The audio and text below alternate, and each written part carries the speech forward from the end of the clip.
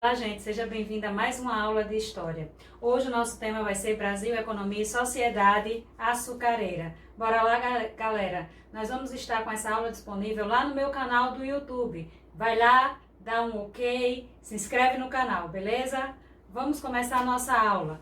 Economia colonial. A economia colonial. Como vocês podem ver nesse gráfico, eu coloquei aqui que a economia colonial, ela era dividida em duas etapas, tá? A economia de exportação e a produção para o mercado interno, mais a cultura de subsistência.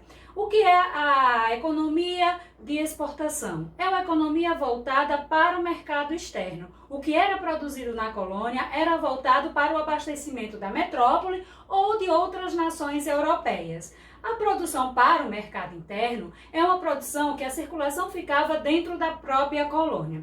Vale ressaltar que a base da economia colonial era a agricultura, mas uma agricultura voltada para o comércio, para atender os interesses da economia mercantilista do período.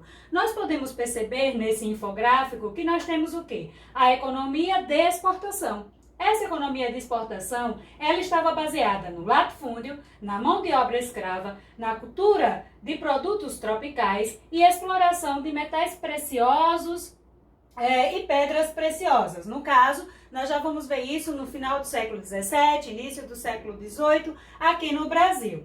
Esse latifúndio, ela vai estar em articulação, vai ter uma articulação econômica com as colônias da América e da África. Então, o sistema que vai ser instalado aqui no Brasil vai ser, a princípio, o plantation. Mas o plantation, ele estava acompanhado de outros tipos de produção. Aquela produção mais voltada para o consumo interno. Então, não eram só as grandes propriedades, não era apenas um latifúndio. Além do latifúndio, também tinha pequena propriedade. E aí nós vamos ter a questão da superação da crise do comércio de especiarias asiáticas. Por quê? Lembra que a gente falou na aula anterior que os primeiros 30 anos de colonização do Brasil, de início de colonização do Brasil, os portugueses não se interessaram muito pelo Brasil.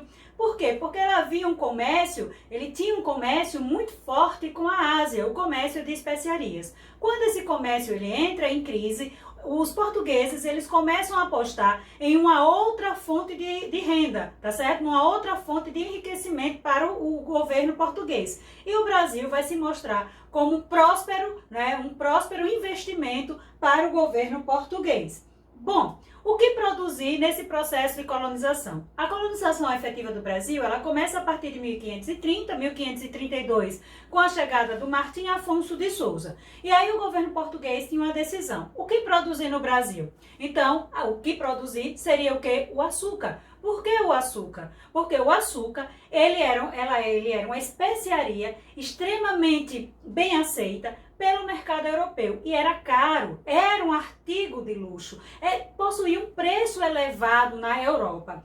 E também porque os portugueses já possuíam experiência na produção do açúcar nas Ilhas da Madeira, Cabo Verde, São Tomé e Príncipe. Além disso, o Brasil possuía um clima e um solo favorável. As condições naturais do Brasil favoreciam a produção da cana-de-açúcar aqui no nosso território.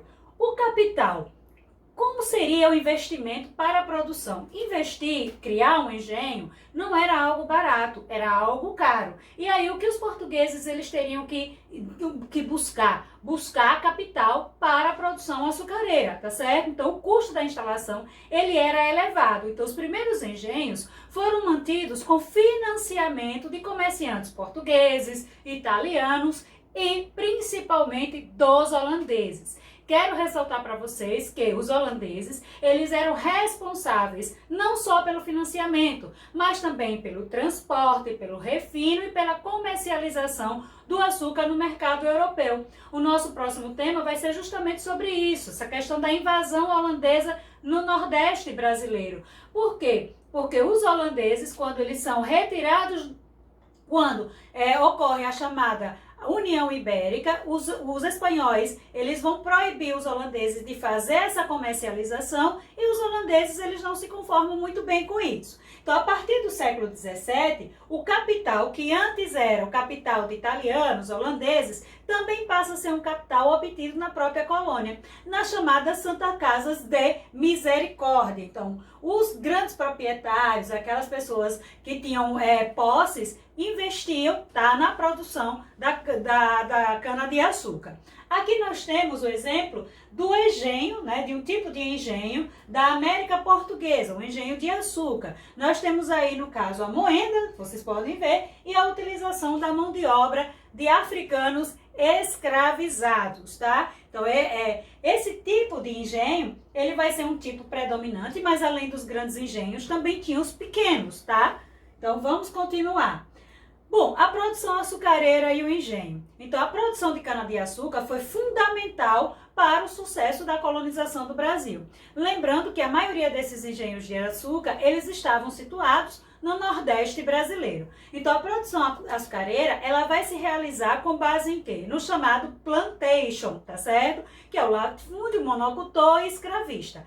Voltando ao que eu já havia dito antes, não era apenas só o latifúndio, também haviam as pequenas propriedades que serviam para o abastecimento da própria colônia. O plantation era produzido, o que era produzido de acordo com o plantation, era voltado para o mercado interno. Então, para o mercado externo. Para o mercado interno, nós vamos ter aí as pequenas propriedades. O engenho, então, era a unidade produtora do açúcar. E o que fazia parte desse engenho? Aí nós temos o canavial, os equipamentos para a produção de açúcar, a casa grande, a senzala, a capela, reserva florestal e as culturas de subsistência. Além disso, também vai ter no engenho a criação de gado, porque o gado ele vai ser importante para o transporte da cana-de-açúcar lá do campo até o próprio engenho em si e também vai ser responsável pela questão da alimentação, fornecimento de carne. Então, foi em torno do engenho que se instaura, né, que se estrutura o sistema de exploração mercantil português e é que vai se constituir a base da organização social do Brasil colonial, tá certo? Por isso que nós chamamos de sociedade açucareira. Aqui nós temos um exemplo de um engenho de açúcar, tá? Nós temos aqui o campo, aqui nós temos onde o açúcar, ele já está sendo colocado nas formas, né? E aqui nós temos a moenda, no caso dessa moenda, ela é movida à tração animal, então vejam aquilo que eu falei há pouco sobre a questão do gado, não é, do boi. Então, ele vai ser importante para o transporte, também para mover a moenda, porque aqui no Brasil nós vamos ter moendas que serão por tração animal, por tração humana, ou através dos moinhos, né, movidos à água. Por isso que muitos engenhos, eles estavam situados à margem dos rios. Bom, mas sempre foi a mão de obra dos africanos escravizados na produção de cana-de-açúcar? Não. No início, tá, por volta do século XVI, os engenhos, eles usavam mão de obra indígena, tá? Então, no início dos engenhos de açúcar aqui no Brasil, a principal mão de obra utilizada era a mão de obra indígena. E esses indígenas, devido ao fato da Igreja Católica proibir a escravização deles, ser contra a escravização, nós vamos ter aí o que se chama de escravização através das chamadas guerras justas. A igreja ela era contrária desde que, né, não fossem capturados por guerra justa. Então, se eles fossem capturados através da guerra justa, beleza, poderia escravizar. Só se fosse com guerra justa. Se é que há alguma guerra justa, né? Justa para quem? Bom, no final do século XVI, e aí vai pelo século XVII, nós vamos ter o quê? Os indígenas vão sendo substituídos pelos africanos escravizados. Então, aí nós já vamos ver a introdução da mão de obra escrava africana. Mas por que os africanos? Os africanos, eles já possuíam, era uma mão de obra que a gente chama de mão de obra especializada. Então, alguns desses africanos, eles já tinham conhecimento da produção do açúcar e também de lidar com alguns instrumentos na agricultura. Então, isso faz com que alguns africanos, né, alguns não, milhares de africanos, acabem vindo para o Brasil na condição de escravizados, trazidos para o Brasil na condição de escravizados. Os indígenas, eles iriam resistir à escravidão, tá? Não que os africanos também não tenham resistido, também resistiram, mas aí tem um outro porém. Dentro do sistema mercantilista, a escravização dos africanos era muito mais rentável do que a escravização dos indígenas, ok? Então, nós temos aqui mais um infográfico, que é o trabalho escravo, razão para a substituição da escravidão indígena pela escravidão africana, né, na lavoura açucareira. Então, aí nós temos a baixa resistência dos indígenas às doenças de origem europeia, facilidade para a fuga e organização de resistência, pressão dos jesuítas contra a escravização dos indígenas, como a gente já falou anteriormente, lucratividade do tráfico, tá certo? De africanos como escravizados. Então, essa lucratividade ela vai ter um peso muito grande para que a mão de obra predominante na colônia seja a mão de obra escrava de africanos, ou seja, de africanos escravizados, melhor falando. Outras atividades que nós vamos ter na colônia, além da cana-de-açúcar. As outras atividades econômicas, elas eram realizadas aqui na colônia, por exemplo, o algodão e o tabaco.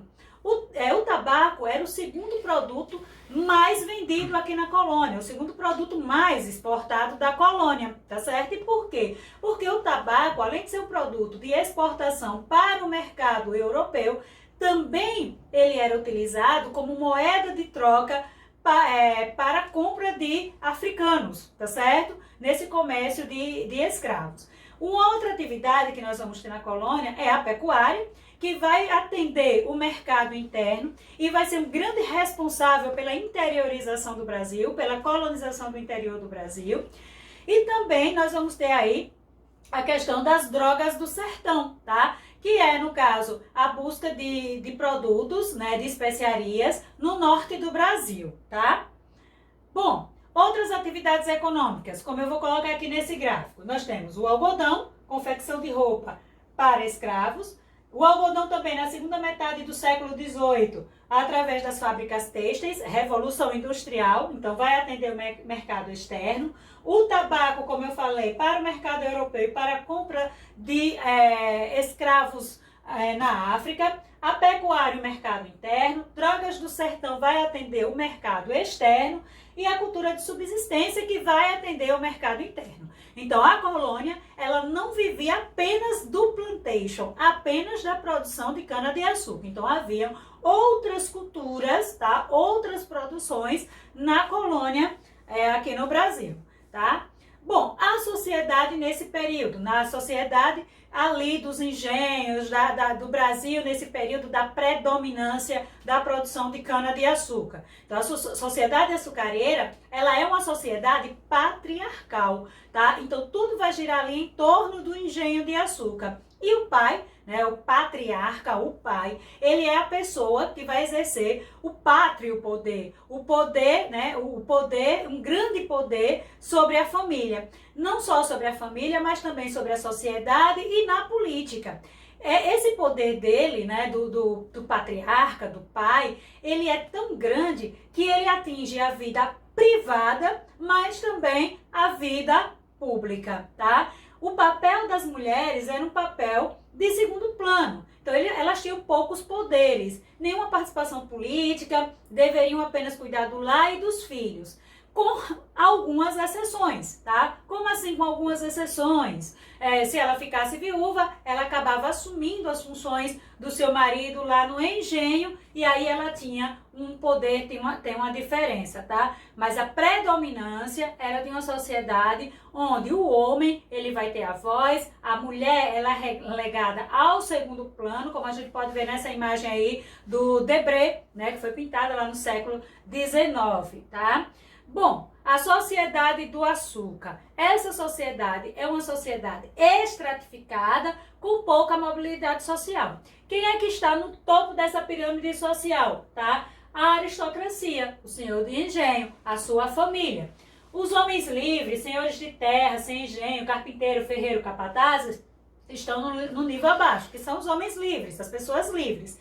E lá embaixo nós temos quem? Os escravos. Também os indígenas, ok? Então, a sociedade é uma sociedade estratificada, tá? É uma sociedade estamental, né? Nós vamos ter aí uma pouca mobilidade social dentro dessa sociedade, tá ok?